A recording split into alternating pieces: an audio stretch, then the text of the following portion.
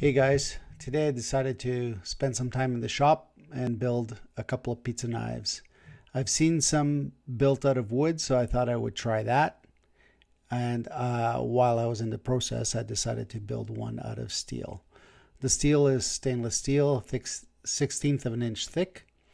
The wood is a 1/4 inch thick oak, and the handle for the steel version is spalted maple.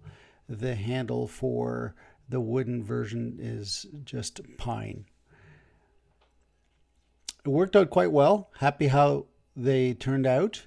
I did try the wood one. I did not record that. The result was not as good as I would like, but the steel one worked very well.